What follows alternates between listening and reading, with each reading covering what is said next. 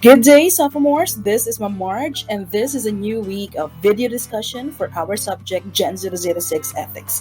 Now, we are going to discuss Module 12 entitled Assessing the Impediments of Human Acts, and we are going to do a reflection on the Cumpadrino system we have here in the Philippines. Please stay tuned as we are about to start our discussion on the topic.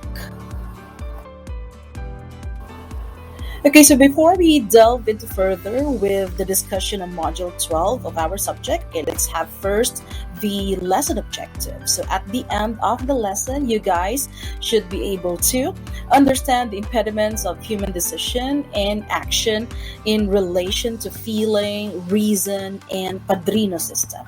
And you guys should also be able to do some application of reason, impartiality, and moderation of feeling.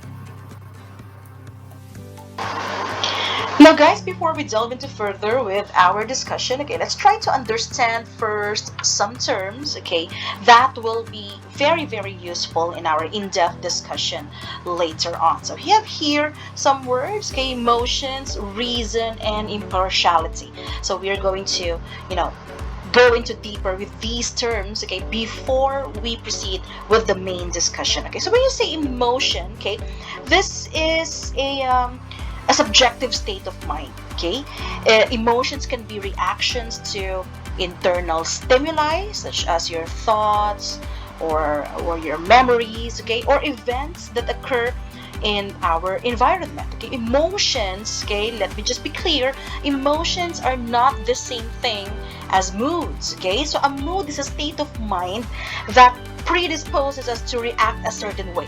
Okay, so for example, someone is in a low mood and is more likely to feel irritated when they trip on a rock, for example. They are easily irritated. Okay, now someone in a good mood, okay, is more likely to feel amused by the incident. Okay, same scenario. Let's say, for example, two people or two persons, they both tripped on a rock. One is in a bad mood, one is in a good mood. So one would feel very irritated while the other would find the incident amusing.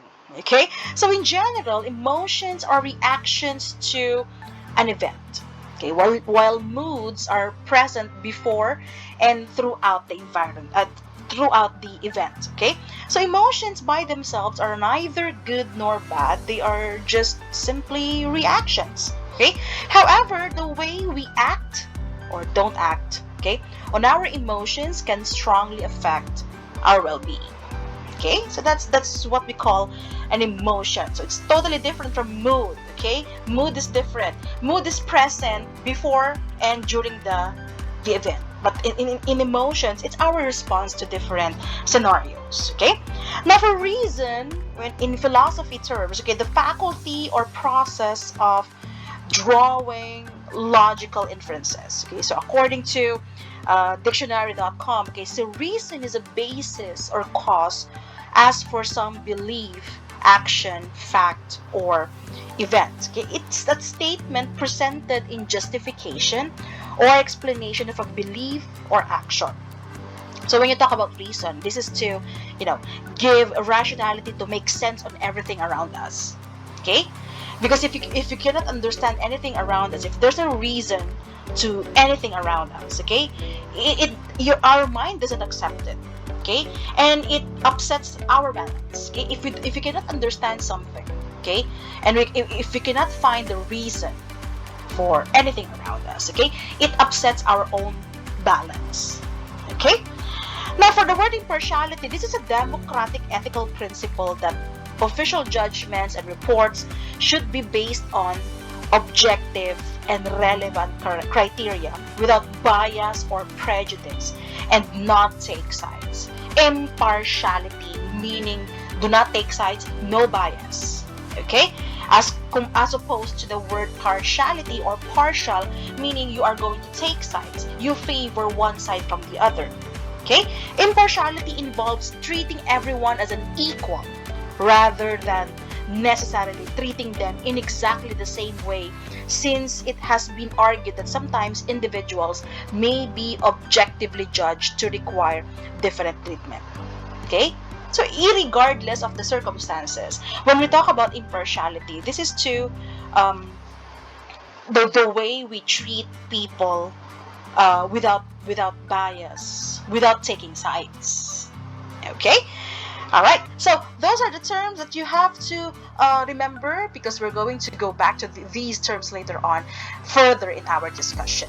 Okay. So now we have to take into account, okay, these three terms and look at how it has been correlated into ethical decision making. Now, by the way, when we talk about ethical decision making, this refers to the process of evaluating and choosing among alternatives, okay, in a manner consistent with ethical principles. So this is the process of making decisions, okay, but it should be ethically and morally related.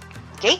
In making ethical decisions, it is necessary to perceive and eliminate unethical options and select the best ethical alternative. Okay? So the process of making ethical decisions requires commitment, consciousness, and competency.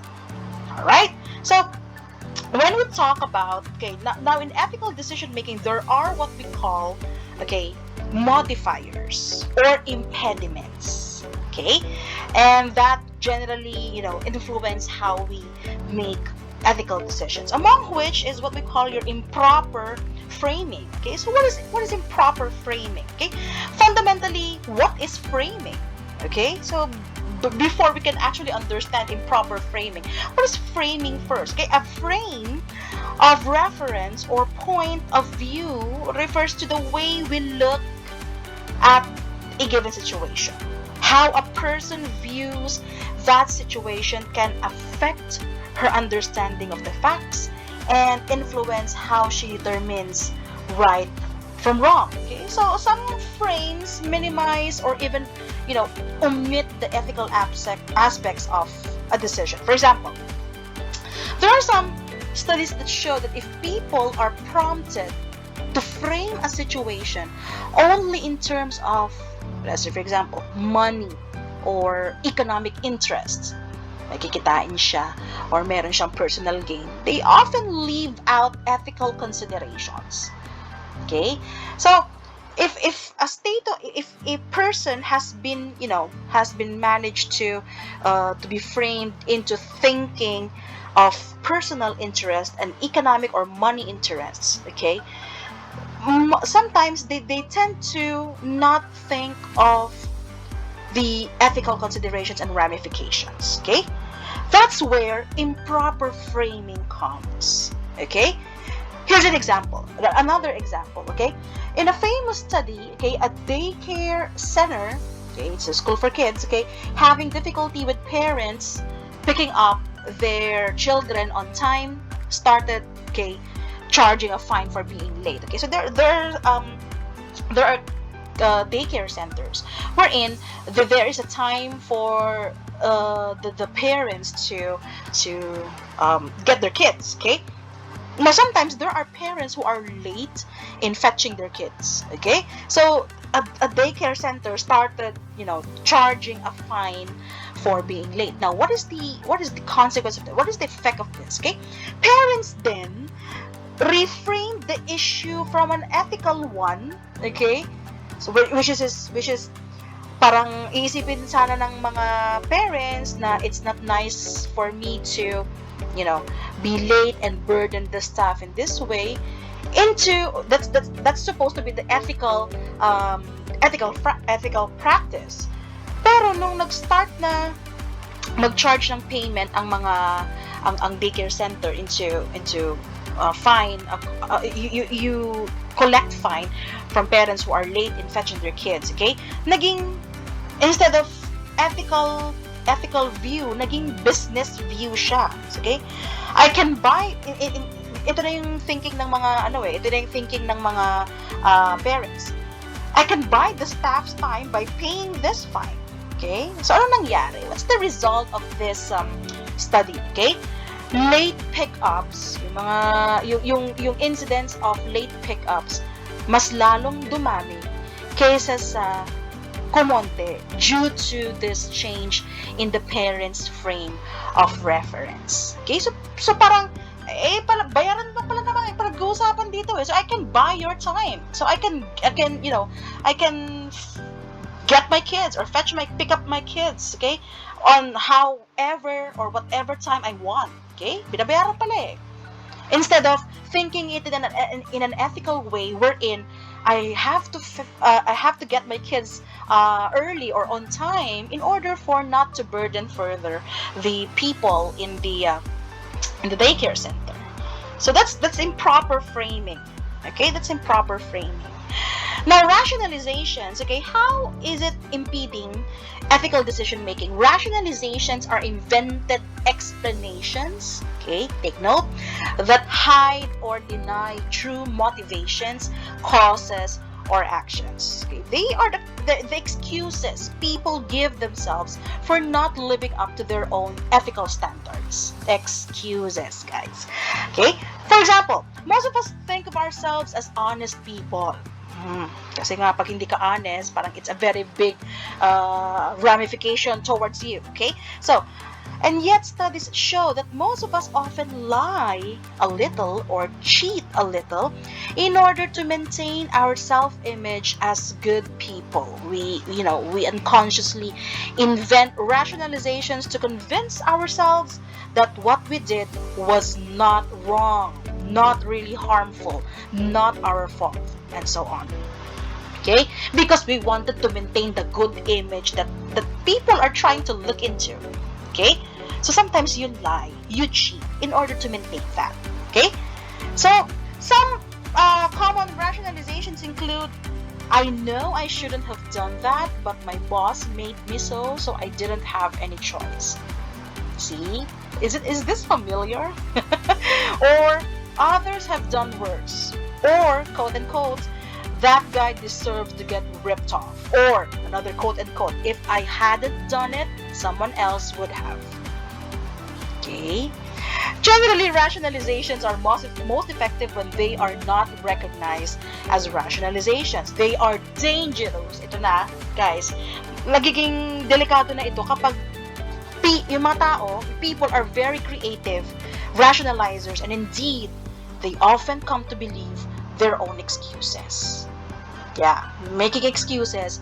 And the dangerous thing here is that person really believes in his or her own excuses.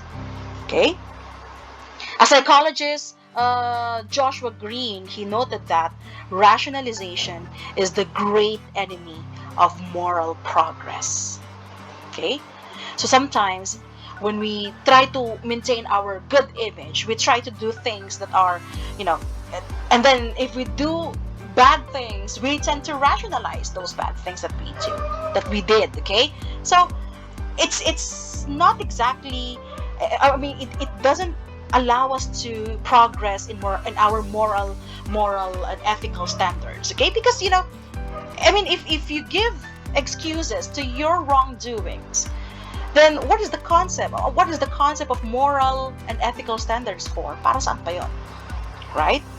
Next, self-interest, or what we call self-serving bias, causes us to see things in ways that support our, best interests, okay, and our pre-existing points of view. Okay, this term is quite the same with the term ethical egoism, wherein this is the normative ethical position that moral agents ought to act in their own self-interests.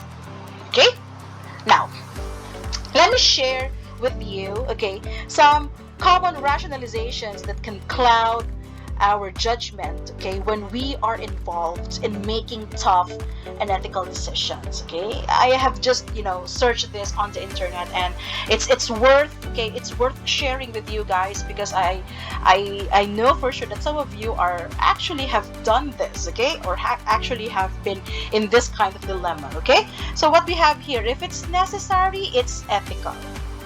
This approach often leads to ends justify the means reasoning and treating non-ethical tasks or goals as moral imperatives. Hindi, bakit kung kinakailangan, ethical na siya kaagad? Okay?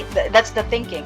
Sabi niya, parang kung kailangan siyang gawin, ibig sabihin it's ethical, which is not the case.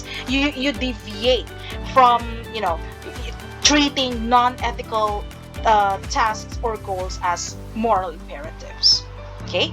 The false necessity trap. What's this? Necessity is an interpretation and not a fact. So we tend to fall into the false necessity trap because we overestimate the cost of doing the right thing and underestimate the cost of failing to do so. Okay? It's like if it's really needed, which is totally related to the first one, if it's necessary, it's ethical. Okay? So since yung degree of thinking that this particular action is the necessary thing to do, okay, that impedes us in deciding how to judge actions morally. Okay? Is the action really good? Is the action not good? Okay? Dahil lang sa talagang kailangan, so masasabi mo ba siyang ethical? Dahil ba talagang kailangan siya gawin? I mean, in what context does it fall wherein it's really a needed action to be done? Okay? Next, if it's legal and permissible, it's proper. This substitutes legal requirements for personal moral judgment, guys. This alternative does not embrace the full range of ethical obligations, especially for those involved in upholding the public trust. Okay, ethical people often choose to do less than what is maximally allowed, but more than what is minimally acceptable. Okay, so yeah. Another is just part of the job. It's just part of the job. Conscientious people who want to do their jobs well often compartmentalize ethics into two categories: private and job related. Fundamentally, okay, decent people may often feel, okay, justified doing things at work that they know to be wrong in other contexts. If it's part of the job, if it's part of the job description, kahit mali, sige go lang. Parang gano'n yung thinking na yun. It's for a good cause. Okay? In what context? Alright? This is a very seductive rationale that loosens interpretations of deception, concealment, conflicts of interest, favoritism, and violations of established rules and procedures. Yeah, it's for a good cause, but at what expense? Okay? At what expense? Yeah, it's for a good cause. It's for the good of everybody. But okay, at what cost? Okay, are you gonna forget your ethical standards, moral ethical standards, just because it's for the good of everybody? Okay. I was just doing it for you, quote unquote. This rationalization pits value of honesty and respect against the value of caring and overestimates other people's desire to be protected from the truth. Okay? This is primary justification for committing little white lies. I was just doing it for you. Mga parang you are trapping another person into feeling feeling guilty because kung hindi mo na appreciate yung ginawa niya kahit mali, okay, it's like betraying your trust and friendship. Okay, I was just doing it for you. Ibig sabihin, on the part of the person saying that, okay, I was just doing it for you. Okay, yung taong pinagsasabihan nun, parang sasabihin niya, parang it will impede him into thinking about ethical decision making kasi parang sinabi ng isang tao na ginawa niya yun para sa akin. So it will impede me into thinking how to do ethical decision making, how to create ethical decisions. Okay? So parang iniisip niya na ginawa niya sa akin yun, so sweet. So parang kahit kung ano man yung ginawa niya, I mean it's being covered by the fact that I did it for you. Okay? Next, I'm just fighting fire with fire. Okay, this is the false assumption that promise breaking, lying, and other kinds of misconduct are justified if they are routinely engaged in by those with whom you are dealing. This rationale compromises your own integrity. Okay? It doesn't hurt anyone. Okay? It doesn't hurt anyone. Oh my gosh. This rationalization is used to excuse misconduct when violating ethical principles so long as no clear and immediate harm is perceived. Hindi porket walang nasaktan ay hindi na natin iisipin na mali ang ginawa mo. Okay? Sometimes it doesn't take someone to get hurt for an action to be wrong. Okay? Okay? There are other factors. Okay?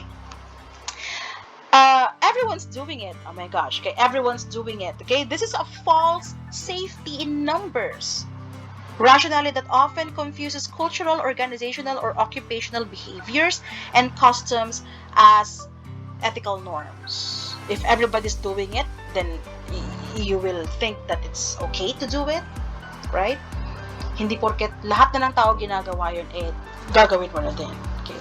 You have to think first if that action is good or not. Okay? It's okay if I don't gain personally. This justifies improper conduct for others or for institutional purposes. Okay? It's okay if I don't gain personally. So, parang sinasabi mo sa sarili mo na kapag sinabi mong okay lang kahit wala akong makuha sa akin, parang is it going to justify the rightness or wrongness of your action? I've got it coming, which is not a good rationalization. People who feel overworked and or underpaid rationalize that minor perks, okay, acceptance of favors, discounts, gratuities, abuse of sick leave, overtime, personal use of office supplies are nothing more than fair compensation for services rendered. So parang ang sinasabi mo dito na porket maganda ang trabaho mo, you have the excuse to do whatever you want. Okay? Hindi porket you are doing a great job in doing some tasks. Okay, it doesn't give you an excuse to do not good things just because it compensates for the fact that you have done a job well. You have done a very good job. Okay, I can still be objective. Okay, this rationalization ignores the fact that a loss of objectivity always prevents perception of the loss of objectivity. It also underestimates the subtle ways in which gratitude, friendship, anticipation of future favors, and the like affect judgment. Okay, I can still be objective. The fact that you are thinking that you can still be objective is already a warning sign that you are about to lose your objectivity. Okay? Pagka sinasabi mo kasing I can still be objective in terms of thinking, okay, rationally, all right, about the things that you need to decide upon, okay, that's the moment that you actually, that's the warning sign that you actually are about to lose your objectivity. Kasi pag nawala daw ang objectivity natin, it's like you're not in the reason anymore. Okay? So if you are convincing yourself that I can still be objective despite the fact that you have done wrong, okay, it impedes ethical decision making. All right? So those are the common rationalizations. Okay? Now, remember the terms that we have discussed a while ago, okay? Let us now relate them on how they can influence in ethical decision making. So, emotions, okay? That is to say, feelings and intuition play, they play a major role in most of the ethical decisions people make, okay? Most people, okay, do not realize how much their emotions direct their moral choices, okay? So, but experts think it is impossible to make any important moral judgments without emotion. So in a way, even if sometimes parang iniisip natin, we don't let your emotions get the best of you. But sabi ng mga experts kasi, we cannot create or we cannot make moral decisions without emotions. Okay? Inner directed negative emotions like guilt, embarrassment, and shame often motivate people to act ethically. Okay?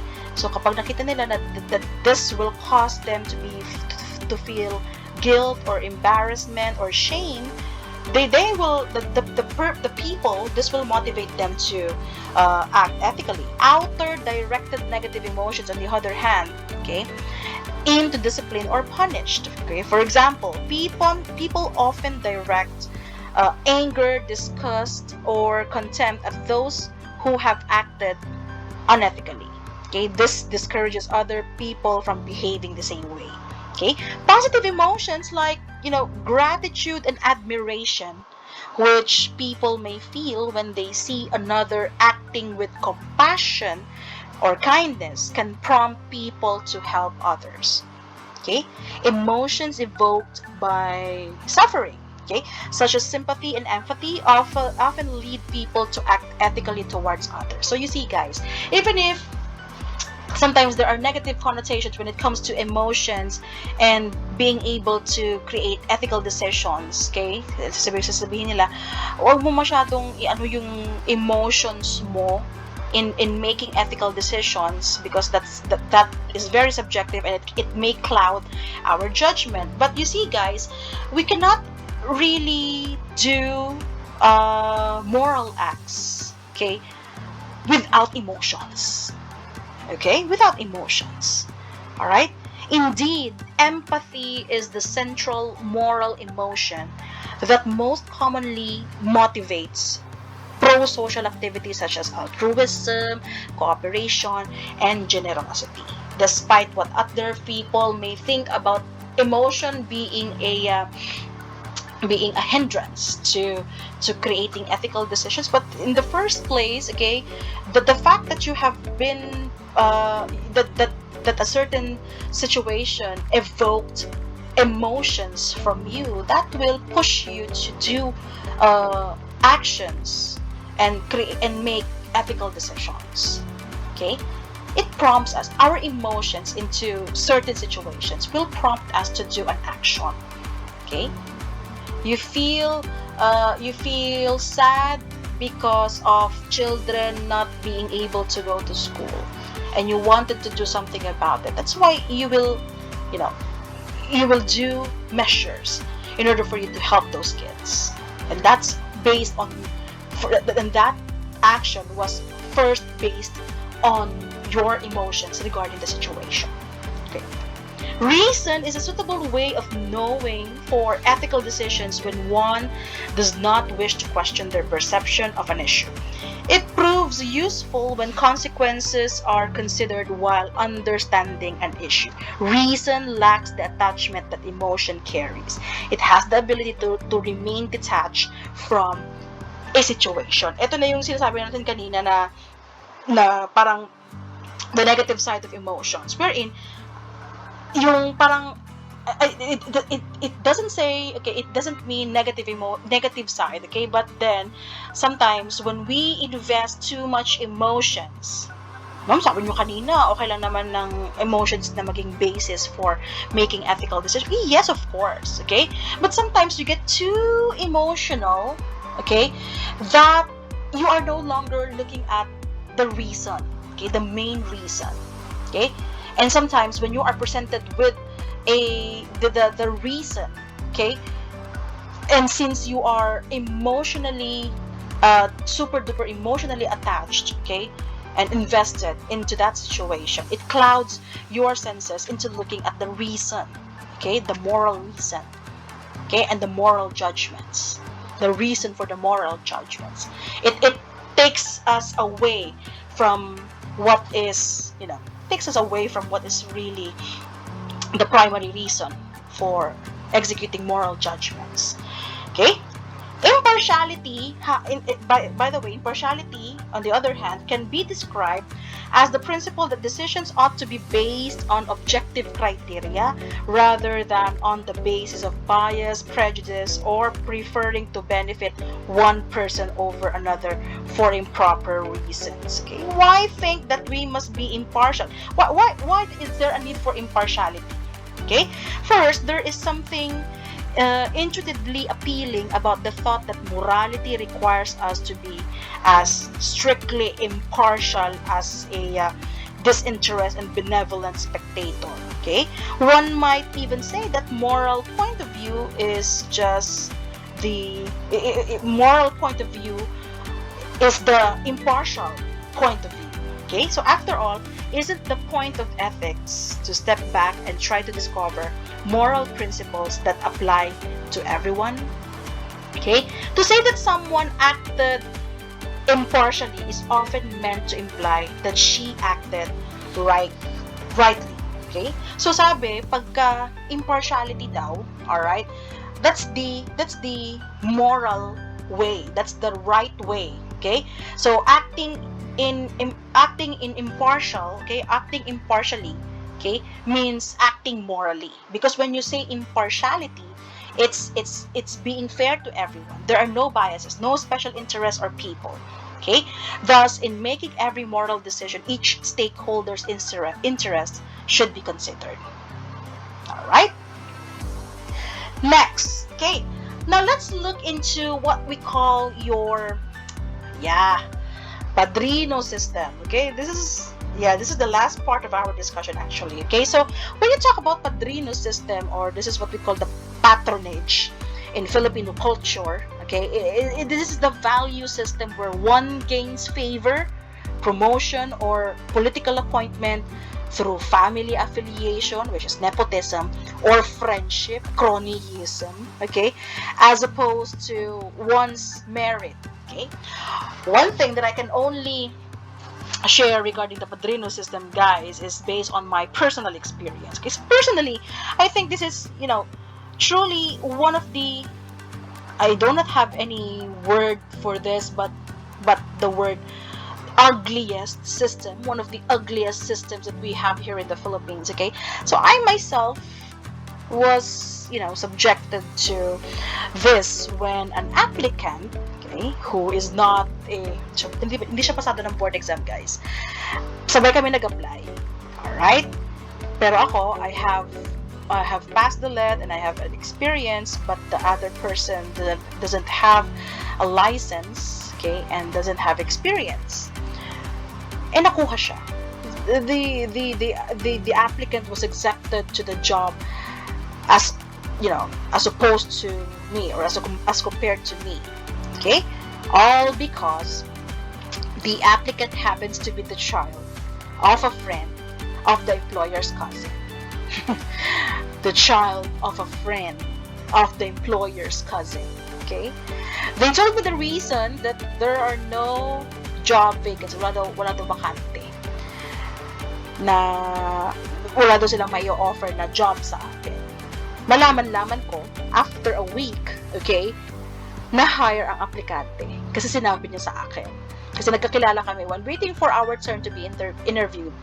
Okay, this person, okay, we were able to exchange messengers and numbers and something like that. Okay, but then after nung nakuha na siya, minessage niya ako. Uy, friend, natanggap ako, ganyan. And then hindi na ako nag-reply. Okay? Kasi I don't want to parang ayoko nang balikan yung feeling na yon na you got rejected. Okay? All right? So needless to say, okay, I think that was a blessing in disguise kasi if natanggap ako doon, I will not be here. Okay? So, yeah, unfortunately, there are agencies and departments here in the Philippines that practice this, sad to say. Okay, when you apply for jobs later on, when you graduate, pass the board exams, and find jobs, okay, lalo na kung dito sa Pilipinas at lalo kung sa sa public department kayo or sa government, yeah, you will see this. You will be able to experience or see this. Okay? Yeah. Sad to say. That's a reality here in the Philippines. Kahit sabihin nating um, the government has employed the systems wherein to counteract Padrino system by employing the merit system. But yeah, I don't think it's totally eradicated here in the Philippines. Meron at meron pa din to. Itong Padrino system na ito. Meron at meron pa din. Okay? Kung ang bahala sa kaso mo. Right? My gosh. Okay. So, before we end our discussion, let me just share this quote by Tabitha Coffey. Okay, sometimes in order to follow your moral compass or in our hearts, okay, we have to make unpopular decisions or stand up for what we believe in. We must take into account the things we learned in our lesson today in making ethical decisions. Okay, it is only just to be knowledgeable on the true concept of moral and ethical decision making, even if it's not a popular opinion among everybody else. Okay, so I hope you will get to a point in your life wherein you will always think the best for all people.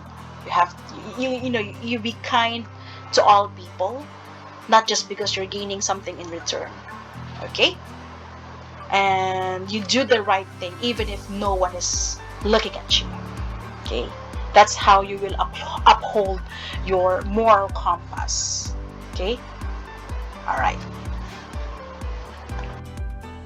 So that concludes our discussion on Module 12 of our subject Gen 006 Ethics. Please don't forget to hit the like and subscribe button for more updates on the video discussions of our subject. Thank you very much for watching the video, and I hope you have learned something in our discussion. Have a great day ahead, guys. Goodbye.